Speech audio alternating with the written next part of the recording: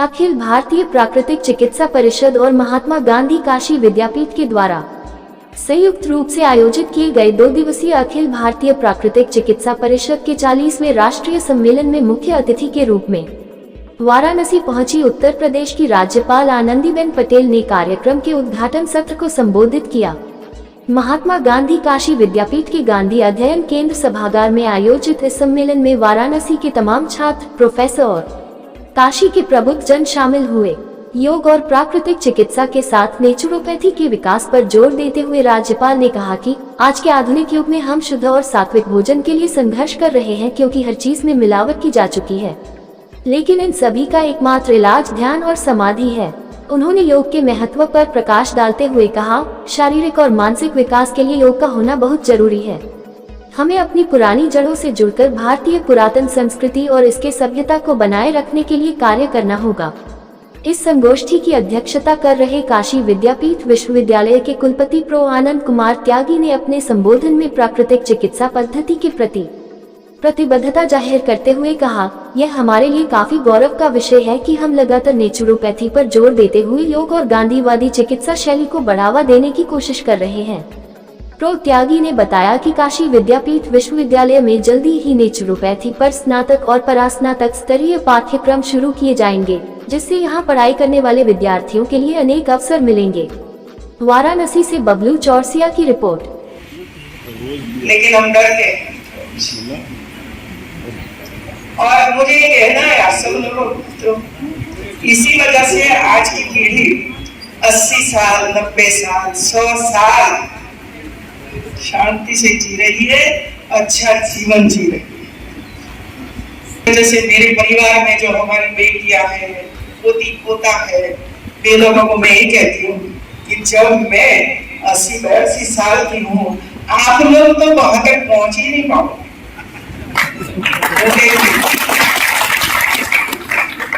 क्योंकि मैगी खाना है, जंक फूड खाना है, पौष्टिक आहार नहीं खाना है, होटलों में जाना है, मसालेदार खाना है, ना इसमें कुछ तत्व है, ना पौष्टिकता है।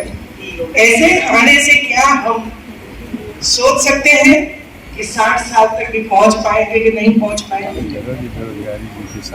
यदि हमें अच्छा जीवन जीना है तो ये जो तत्व दिखाए गए हैं ना, इसका सेवन करिए, लेकिन बिना संकल्प कभी सेवन नहीं हो सकता है। हमें पीना है, हमें ये ही खाना है, हमें ऐसा ही खाना है। बीमारी घर में नहीं लानी है। यदि आप ये चाहो कि बीमारी घर में आने दो, और जो कंपनियां हैं जो दवाइयां बनाती रहती है, तो सोच लीजिए कि किसको फायदा करना है, दवाई वाली कंपनियों को कि फिर हमारे शरीर को फायदा करना है। देखिए, ये एक नेशनल कॉन्फ्रेंस हम लोगों ने कराई है, जिसमें भारतीय ज्ञान परंपरा और प्राकृतिक चिकित्सा गांधी जी के तरीके से कैसे की जाए, ये इसकी थीम थी। और अभी इसका उद्घाटन समारोह हुआ है, जिसमें उत्तर प्रदेश की राज्यपाल महामहिम आनंदीबेन पटेल जी, जो इस विश्वविद्यालय की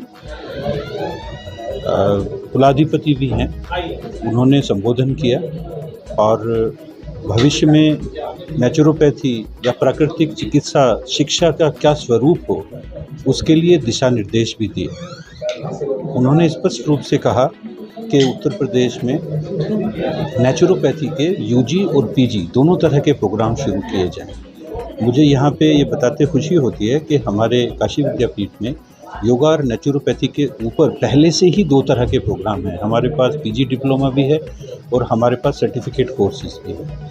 लेकिन अब महामहिम की जो मंशा है, उसी के अनुरूप हम लोग नेचुरोपैथी योगा विभाग का फर्दर आगे से इसमें और ज़्यादा विस्तार करेंगे और कोशिश करेंगे कि इसमें यूजी और पीजी प्रोग्राम अवश्य शुरू किए जाएं।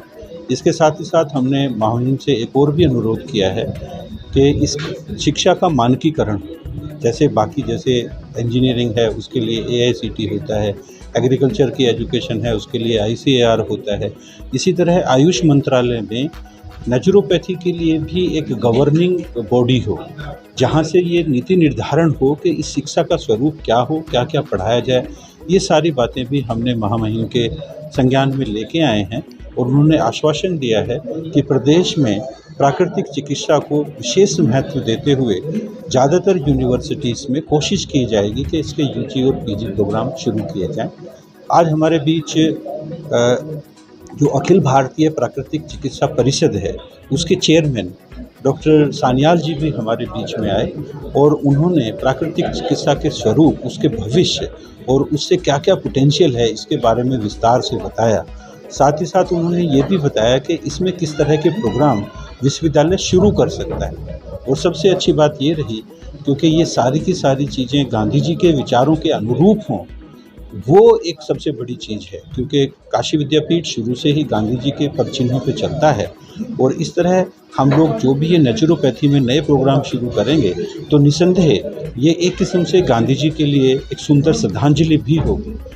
इन्हीं चीज़ों को ध्यान में रखते हुए ये हमने एक आयोजन किया है और मुझे पूर्ण विश्वास है कि जो इसमें शोध पत्र जो छपेंगे, जो बच्चे प्रेषित करेंगे, जो एक्सपर्ट्स बाहर से आए हैं, उन सब का लाभ काशी विद्यापीठ को मिलेगा।